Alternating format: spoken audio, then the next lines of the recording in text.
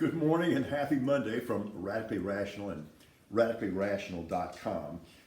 I hope you don't mind that I took the liberty of drawing up some plays here, Colonel Blake. Okay, I never like to see anybody lose their job. That's not good. That's not a good thing. But it was time that a coaching move be made at Texas State in San Marcos. Jake Spavital has been fired after winning 13 games in 4 years. I've never understood this. If there is a place that has every ingredient necessary for not just okay, but spectacular football success, it would be Texas State. They have every ingredient except commitment. And it has been that way for decades, and I don't get it. If you're going to be in the game to succeed. Now, as some of you know, I have kind of a marketing background. So I'm always trying to come up with a marketing slogan for people who need it. So what do you think about this one? Bobcat football, where half-ass is always plenty ass enough. What do you think? We'll have poll results tomorrow. How can you not love Jacoby Brissett? Jacoby Brissett just strikes me as the ultimate teammate. He's done a wonderful job, and now he fades into the sunset as the Browns go into the Deshaun Watson circus. No, the Texans should not fire Lovey.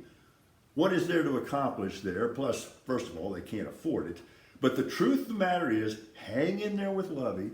Because of the draft choice bonanza resulting from the Watson trade, the Texans could actually get pretty decent pretty quickly. Okay, so what happens now with Aaron Rodgers and the Packers? Do you just pack it in, no pun intended, and throw the keys to Jordan Love for the remainder of the season? Right now, I don't see why not. Ladies and gentlemen, I present to you the greatest overtime quarterback in the history of the National Football League, Derek Carr. You can look it up, and I think that's pretty cool.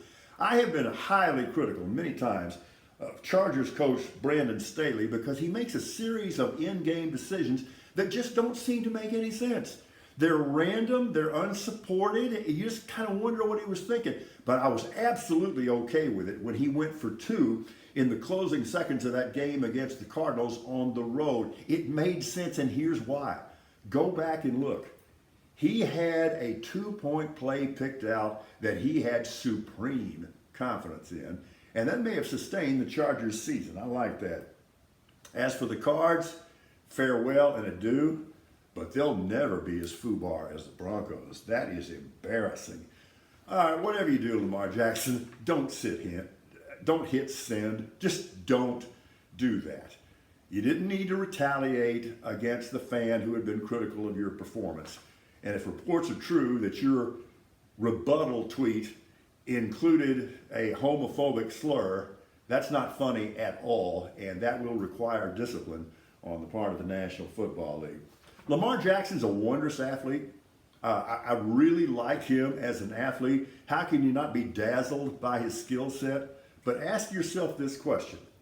Despite his immense talents, he does have some limitations. And can you envision him winning 3 or 4 consecutive postseason games in order to win a Super Bowl? And of course, that's against playoff competition. I'll wait. You tell me. Man, I don't want to jump to conclusions about this OBJ thing and the airplane. There are conflicting reports here. I don't know what happened. But can we all agree that it was really poorly timed? I don't know. Pro football is all about matchups. And right now, the most difficult matchup for anybody in the NFL is the 49ers. And their defense has now pitched a second-half shutout in 4 consecutive games. I don't know that you want any part of them. I got an idea here. You know, I was talking about marketing earlier. How about this one? Because tomorrow, Tuesday, I am soccer boy, man. I got to see this. But I propose that Ted Koppel do the play-by-play of that game between the United States and Iran. Nightline.